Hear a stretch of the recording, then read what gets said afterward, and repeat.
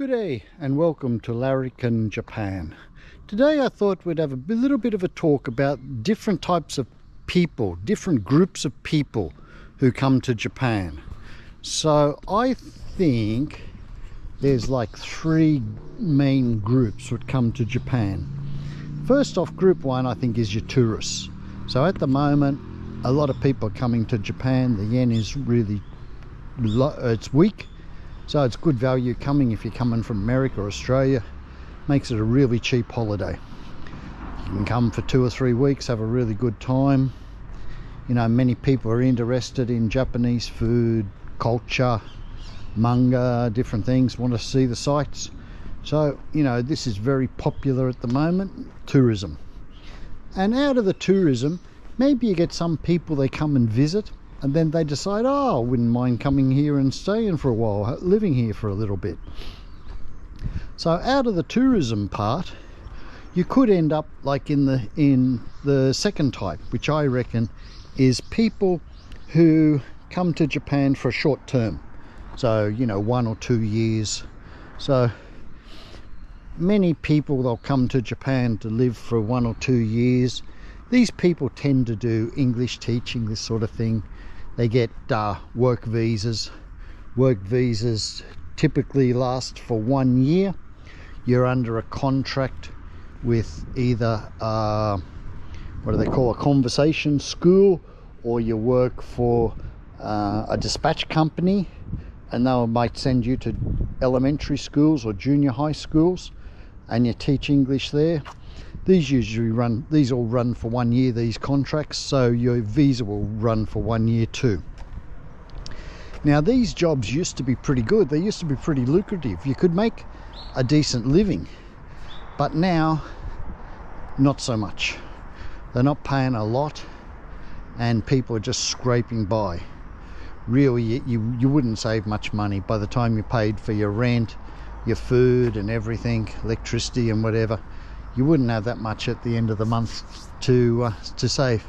Now, a lot of these people who do this, they tend to live in cities and they tend to hang around with other people doing the same sort of job. So they tend to hang around with other Australians, Americans, Canadians, people from England and this sort of thing. And they tend to group together and yeah, they sort of not really experiencing Japan. You know, they mainly just sort of get out drinking and having a good time, and a lot of them are young and they don't really care that much, which is fair enough. Anyway, they will sort of stay for, you know, 2 or 3 years, maybe 1 or 2, 3 years, and then they'll head back to their own country and continue on whatever they're doing. But out of this group too, I do think you get a couple who decide they quite like it and sort of decide to stay and be a bit long term. So, you know, they've maybe lived in the country, or, you know, they've wanted to study Japanese more and, you know, mix more with Japanese and that sort of thing. So they tend to decide they'll stay. So some of them look for different jobs instead of teaching.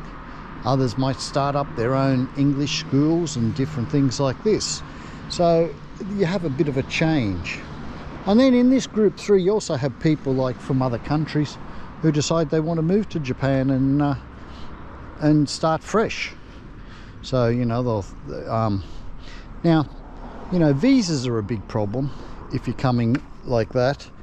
You know, getting the right visa. Now they have some startup visas. Japan has introduced some startup visas, so entrepreneurs, they can come to Japan and set up and start their own business, and it's a lot easier. They're trying to get some more of these type of people to come to Japan long term. But another way is, like, if you're married to a Japanese, you can get a spousal visa. So, you know, once you've got a spousal visa, you're laughing, you know, after about 5 years or something, they'll give you a permanent residence, and then you don't have to worry about any of this visa stuff anymore. You're just on a permanent residence, so it makes it really easy. And You know, I've got some friends here.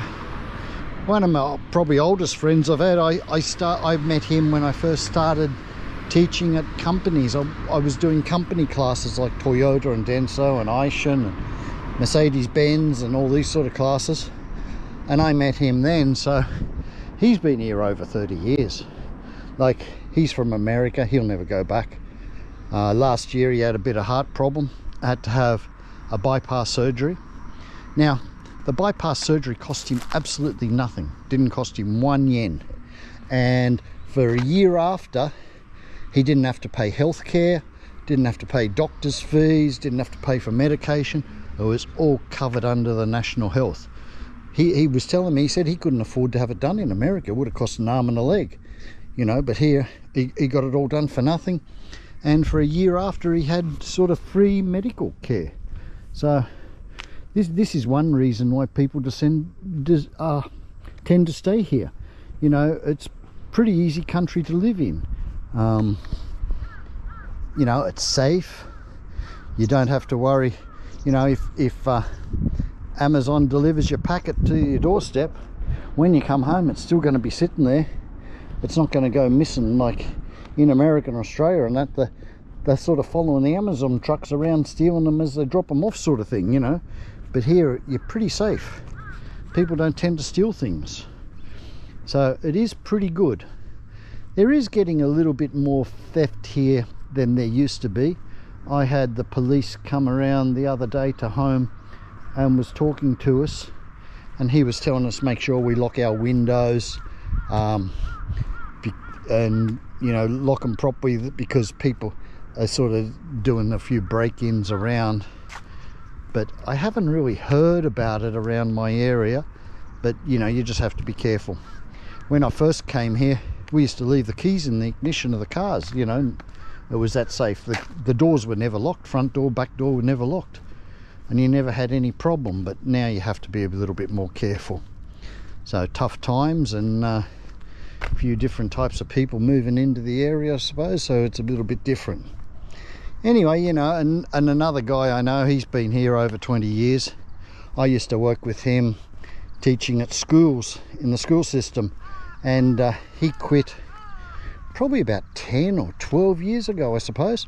He quit and started up his own English school. For the first couple of years he was doing a little bit tough, you know, trying to get students, but after that he had plenty of students. He just works there by himself. Him and his wife do it, and he makes a pretty good living. I think he's doing fine. He's got enough students and that sort of thing. He just works by himself. He doesn't want to employ anyone. He said if he employs someone, they don't really care about us as much as he does, and sometimes they don't want to turn up to work and they just don't come and this sort of stuff. So he just doesn't want the hassle. He just finds it easier just working by himself. And then I know another English guy. He's been here a while. He's been here about 15 years or so, and you know, same thing. You know, these guys are married and got kids and that, and kids go to school here, and you know, it's just an easy place to live. It's not really that stressful. It's safe and that. So I think you do get a lot of people who decide to live here. Houses are reasonably priced. You know, they got these akias which are real cheap. But anyway, if you want to build a house and that, they're not that expensive. Like, I seen one the other day. It was what, 400,000. That was land and house. It was like a package sort of thing. So, you know, 400,000 is not bad. Like in Australia, flat out buying a house for under $1 million sort of thing, you know. So it's what you want. So yeah, so really I think those are the sort of three types of categories of people we get here. You know, you got your tourists, and then you got your ones who come and for a short term. They mainly just want to have a bit of fun and, you know, experience a new thing. And then you get the people who want to settle here and call it home, you know. Once you've been here a long time, it just feels normal, you know. I don't feel like anything strange about it. Like, it's been over 20 years since I've been back to Australia, so you know, I think if I went back to Australia, I think I'm going to have a big shock. So it's just what you make of it. So anyway, that's it for today. It was just a little short talk about what I think about different types of people who end up coming to Japan, and some who stay here and make it home. Anyway, I hope you enjoyed the video. Till next time, that's all for now.